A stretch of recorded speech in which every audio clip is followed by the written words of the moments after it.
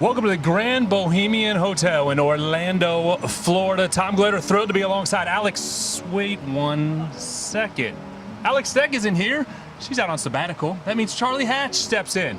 Famous author of Down the Hatch on FCCincinnati.com, and of course, Orange and Blue correspondent for the website. Charlie, good to see you. How are you? Good seeing you too. Great to have you I here don't on need the to road. be down the hatch, but thank you. Well, you know, we're going to talk about Down the Hatch a little bit before this is all said and done. It's not on the script, but I'm going to add it to the script because I have lots of questions about that. But we have a lot to do before this 3 p.m. match today against Orlando City. The Orange and Blue looking to build upon the 2-1 victory against Montreal last week. Paul Shaw, analyst on television for Orlando City, as well as Orlando City's youth technical director, is here to join us in a few minutes. But first things first, I felt like last week, and Kevin and I talked about this during the post-game show, FC Cincinnati got back to having fun against the Impact.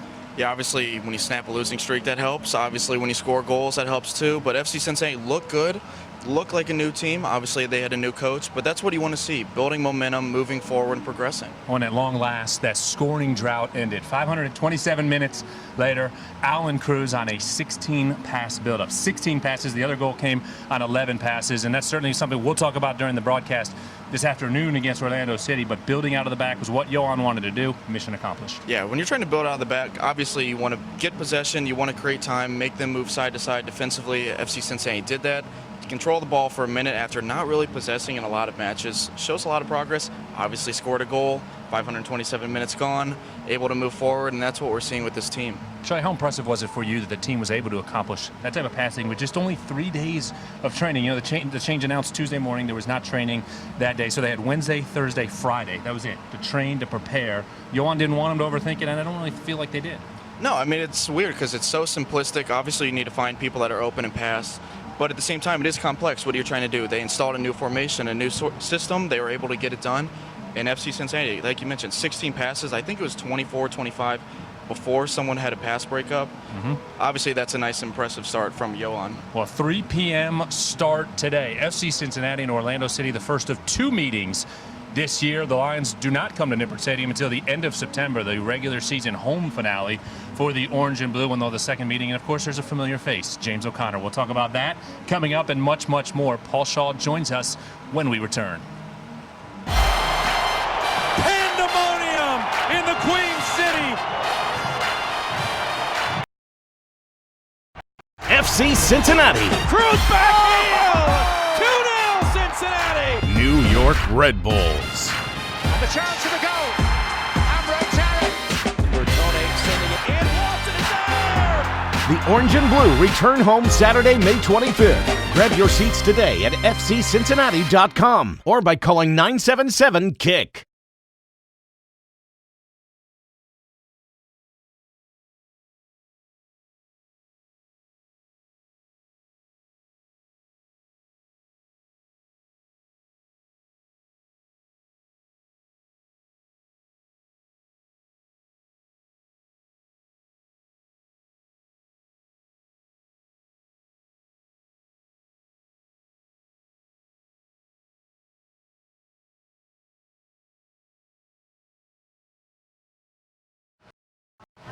Welcome back to the pre-match meeting. Tom Glitter, Charlie Hatch, happy to be with you poolside here in Orlando. When we go somewhere warm, we do the show outside, and now happy to welcome in Paul Shaw, match analyst on Orlando City's broadcast, as well as Orlando City's youth technical director. Paul, welcome to the show. Thanks for taking some time out of your morning. Thanks for having me. Now, you are a longtime friend of our match analyst, Kevin McCloskey, which means you must have some good embarrassing stories to share with us, right? Yeah, certainly do, but good guy, you know. We're live on Facebook, so just remember. We did some coaching courses together, so yes. Know him well. Yeah, known him for a long time. Yeah, that's awesome. Well. Well, he's not too far away, so he's listening carefully to make sure that that nothing too embarrassing gets out there. But when you look at Orlando City, kind of a tough start to the year. Now, obviously a little bit more ingrained with James O'Connor and what he's trying to accomplish. Challenge for this club so far in the first third of the season? I think the biggest challenge is converting chances. I think they play very well in a lot of games. They've been in games. They look very organised in the way that they played and stayed in games. They've just missed too many chances at critical times of games, and when that happens, you know, it's tough to be able to win games. Well, you mentioned, obviously, you have the people there. What does it say about the quality of talent? You have Nani, Dom Dwyer, players like that. Do you feel like there is that momentum that they can create the chances that you're saying. Yeah, I think there's no doubt that they can create chances, and no doubt that those players have enough quality. I just think it's converting them. I think when you look at somebody like a Dom Dwyer, I think he's a natural goal scorer. Yes. Everybody knows that.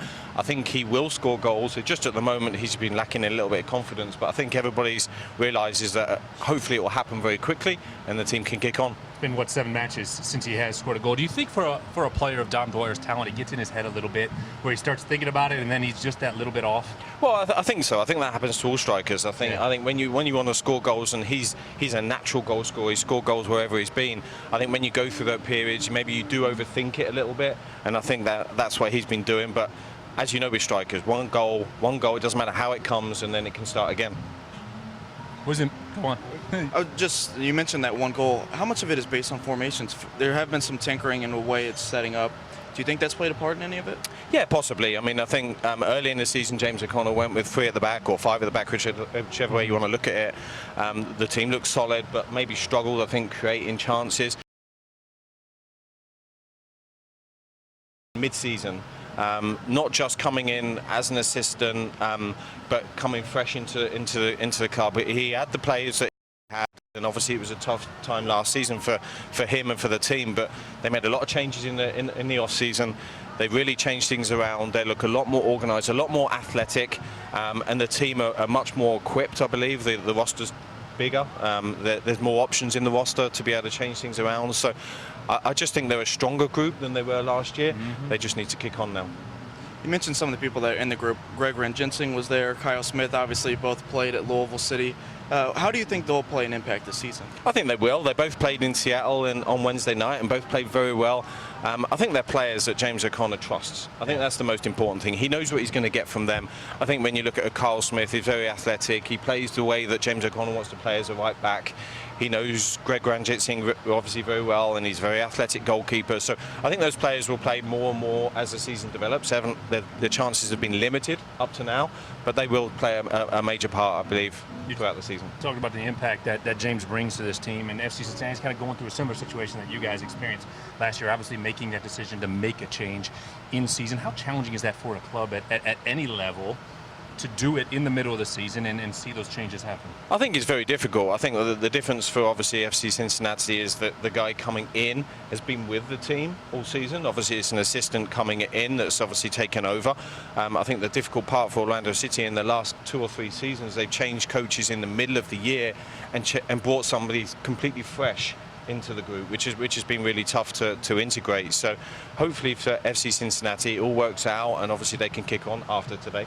But hopefully they can kick on and they can make sure that they get through the season well. You mentioned kicking on. Did you see any similarities, differences between Yohan Daime coming in, James O'Connor? Similar how they've played, or the teams have played? Yeah, I think without doubt. There's no doubt James O'Connor wants the team to play. He wants to play from the back. He wants to build from the back, play through the thirds, and it looks like Daime wants to do exactly the same. And I think that's the new young coach in these guys. That's the way they want to do it. I think they'll be very strong in their philosophy. They want to stick to their philosophy, which is they will do. And I think if they're given time, they will be very successful. Obviously for Orlando City, before we let you go, this is their 3rd match in 8 days at Atlanta. Tough place to play. That team found their form. Then they go to Seattle, rotate the roster heavily. A lot of the starters were actually left behind, didn't even make the trip.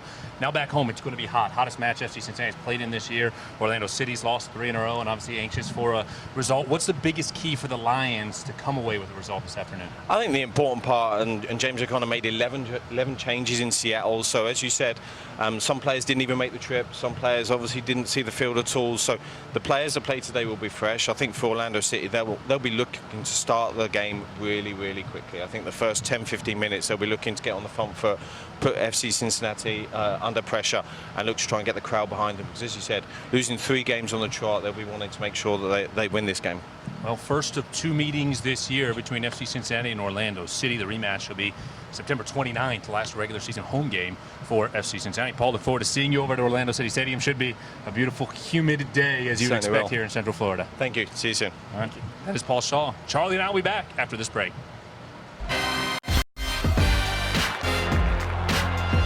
Cheer on the Orange and Blues Saturday, May 25th versus New York. Secure your ticket today at FCCincinnati.com.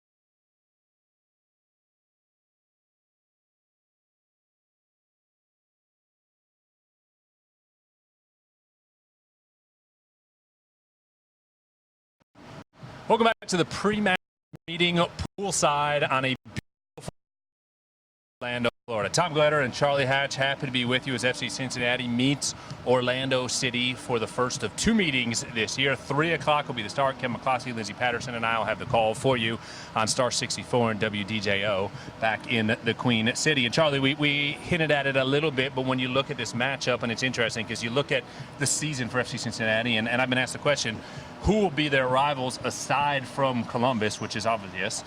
And I said, you know what? Orlando City's going to be a little bit of a rivalry from a local standpoint down here, but having James O'Connor and knowing the matchups that they had during the USL era, and you were around for all of it, I feel like there's a little bit of a rivalry going into this first meeting. Yeah, there was plenty of drama between the two That's teams. A good way to put it. A lot happened. Obviously, you also have the perspective that both teams played in USL. Jeff Birding has said, look, we wanted to get into MLS in 4 years because Orlando did in 5.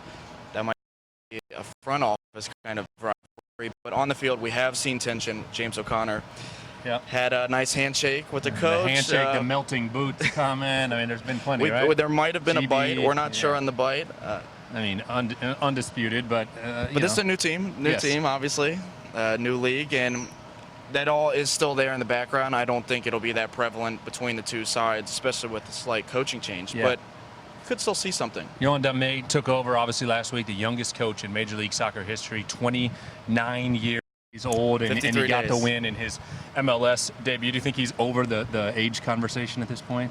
I think he'd like to be over the age conversation. It'll still continue. I mean, James O'Connor's still fairly young, I think at 39, but you go in, you have 3 days. He's very young, Charlie, just for the record. You go in, I mean, you have 3 days to work with your lineup. You put your roster in place. You put your tactics in place. You get the job done. Obviously, it was effective. He will like to say he's over the age stuff. I mean, what was the closest age after? Was it 31 or 32? Wiggerly, yes. So it's still, it could follow him the rest of the season. But what he did, what they were able to implement, and the result they got against the Montreal Impact is impressive.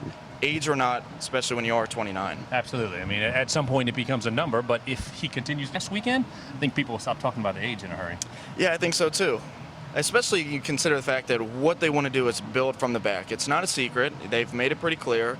We're going to take chances. We're going to build from our back line. So at times you might see Cincinnati playing the ball closer to their own goal.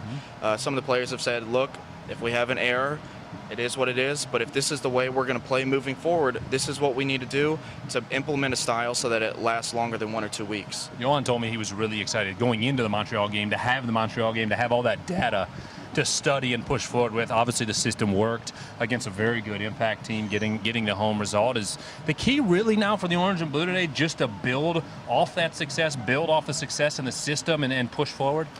I think so, especially when you consider the fact this is the first road game under the coach. Yeah. Damet has said, I like road games. It makes you focus on yourself, focus on your team's identity. But that is what it is. If they can get out of here with a point, that's positive, especially after 5 games without anything.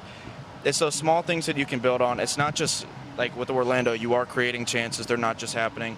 Here's a chance to show that the chances are here. We can create those chances and move forward. And Charlie, I think, a bit of a difference in the way that these two teams meet, right? They knew what Montreal was going to do. Paul Shaw just told us they've gone back and forth, right? From 3 center backs to 4 in the back, with the 2 fullbacks and 2 center backs. So they've changed formations a couple times throughout the season. It's not quite as crystal clear at this point now, under 4 hours away from match time, what James O'Connor or Orlando City will do. And I think that's maybe a little bit trickier for Yo and his staff going into this one. I think that might tend to be why the focus is on his own team. They don't want to focus on what the strengths of Orlando have, simply because we don't know what they're doing. They don't necessarily know what Cincinnati's doing. Again, Cincinnati it's not like they've seen a lot of film out of O'Connor so far this season with the same set formation, but they haven't seen the same thing from Cincinnati as well. Orlando looking at Cincinnati. So it is a little bit up in the air. I think the first 20, 30 minutes might show that and reveal it in the match. I imagine Orlando a little bit of an advantage, too, knowing that, last week Montreal didn't know what they were going to do, what FC Cincinnati was going to do in the match. Now Orlando has a little bit of film on that, and therefore they can prepare for the Orange and Blue. It's almost like a backup quarterback comes in a football game from the standpoint of no one really knows how to adjust. What's this guy going to bring? You see he has a good first drive. What happens the second drive? I think we're kind of hitting that second drive, obviously in a different sport, but under Yohan Dame and FC Cincinnati. One thing that Kevin and I talked about on the broadcast last week, Frankie Amaya made his first start the week before at San Jose, did pretty well in that match. Then you come home and there's that huge crowd, 26,000 at Nippert Stadium for Frankie Amaya's second ever MLS start. And once again, the young 18-year-old answered the bell. Yeah, he delivers. And FC Cincinnati's happy to have Frankie Amaya. He's been playing well. He's deserved the minutes he's got. And he said before the season started, I want to play in games. I want to feature for this team. The fact that he started that game at home, he had started a game previously at San Jose at home, these are building blocks for someone. Again, he's 18 years old. The rest of the team is all older. I mean, Kendall Wasson is literally older than his coach. So to give you an idea of this guy, they're still trying to develop him.